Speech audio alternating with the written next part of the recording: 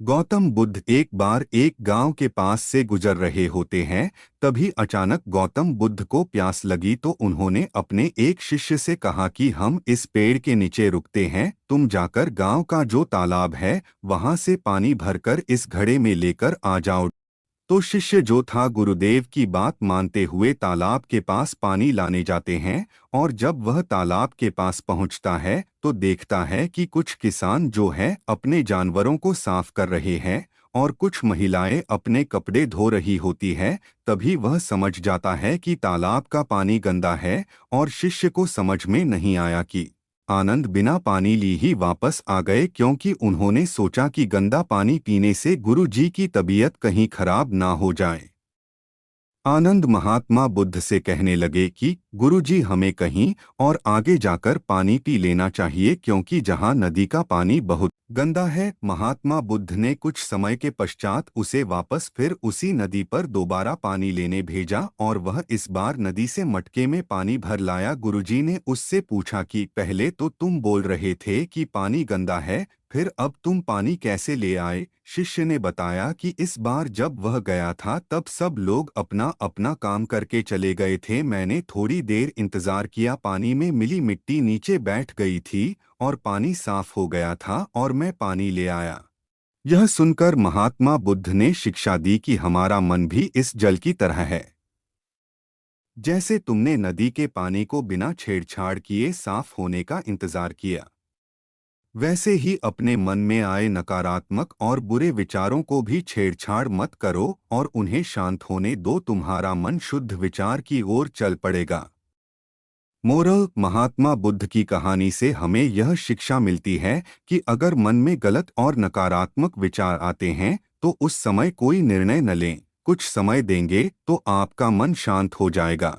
मेरा वीडियो अच्छा लगे तो कृपया लाइक, शेयर और सब्सक्राइब भी करें।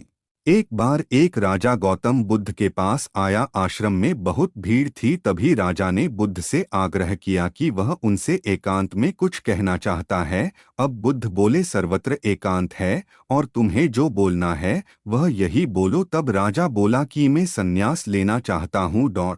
यह सुनकर बुद्ध थोड़ा गंभीर हो गए। वे बोले कि तुम्हें सन्यासी होने के लिए और दीक्षा देने से पहले मेरी एक शर्त का पालन करना होगा। राजा ने कहा कि जब दीक्षा लेनी है और संन्यास्त होना ही है तो सब शर्तें मंजूर है। उतारकर अपने राजधानी के राजमार्ग पर स्वयं को जूते मारते हुए चक्कर लगाकर आओ। अब राजा ने वही किया और उसके चले जाने पर शिष्यों ने बुद्ध से कहा कि जब हम दीक्षा लेने आए थे तब आपने ऐसी कठोर शर्त नहीं लगाई थी और आप स्वयं करुणा अवतार है, फिर राजा के साथ ऐसा कठोर व्यवहार क्यों? जब तुम लोग संन्यास लेने आए थे तो तुम्हारे अहंकार बहुत बड़ा नहीं था, इसलिए तुमसे द्वार द्वार भिक्षा मांगकर ही काम बन गया था। पर यह तो राजा है और इसका अहंकार भी बड़ा है, इसीलिए महारोग की दवाई भी अधिक शक्तिशाली होनी चाहिए। और राजा जब इस दशा में अपने ही प्रजा के सामने से गुजरेगा तो उसका अहंकार खत्म हो चुका होगा। राजा ने शाम तक शर्त पूरी कर ली और बुद्ध के पास आकर कहने लगा, तथागत मुझे दीक्षा देकर अब तो संन्यास्त करे। तभी बुद्ध ने राजा के सर पर मुकुट रखा और कहा कि अब तुम्हें संन्यास लेने की जरूरत नहीं है, अब तुम जाओ और स्वामी भाव छोड़कर सेवक भाव से राज्य करो। भगवान गौतम बुद्ध अपने शिष्यों को किसी न किसी माध्यम से शिक्षा देते रहते थे।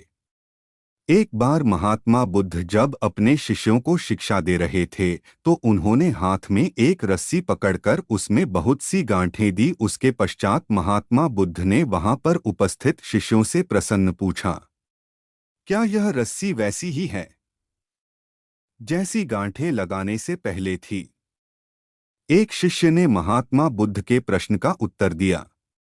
वह कहने लगा कि गुरुजी, एक दृष्टिकोण से देखें तो यह रस्सी वैसी ही है जैसी पहले थी, लेकिन अगर दूसरे दृष्टिकोण से देखें तो रस्सी में 3 गांठें पड़ चुकी है, इसलिए देखने में इसका स्वरूप कुछ बदल चुका है। लेकिन एक सत्य यह भी है कि बाहर से देखने पर चाहे इसका स्वरूप बदल चुका है, लेकिन भीतर से इसके बुनियादी रूप से यह पहले के जैसी ही है। शिष्य का उत्तर सुनकर महात्मा बुद्ध संतुष्ट हो गए। उसके पश्चात महात्मा बुद्ध ने कहा, मैं रस्सी की इन गांठों को खोल देता हूँ। महात्मा बुद्ध रस्सी के दोनों सिरों को पूरी ताकत से खींचने लगे।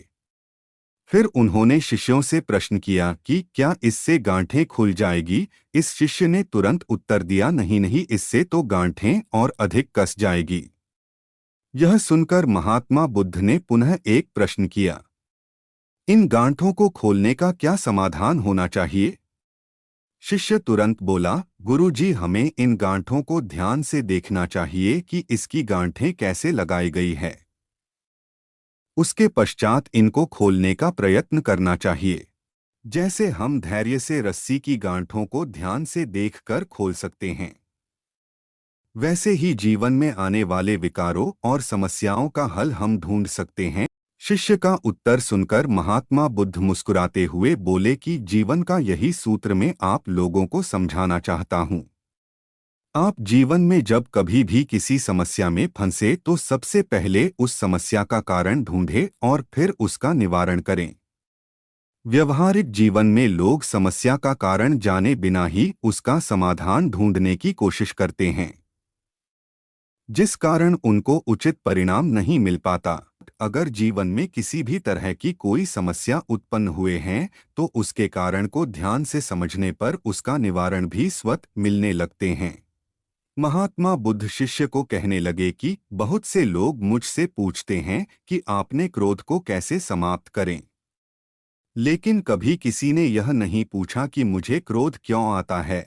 ऐसे ही लोग मुझसे पूछते हैं कि अहंकार को कैसे समाप्त करूं, लेकिन कोई यह जानने की कोशिश नहीं करता कि आखिर अहंकार का बीज उनके अंदर कैसे उत्पन्न हुआ। जैसे रस्सी में गांठें लगाने के बाद भी उसका वास्तविक स्वरूप नहीं बदलता, वैसे ही व्यक्ति में चाहे जैसे भी अवगुण पैदा हो जाए, उसके अंदर की अच्छाई कभी समाप्त नहीं होती।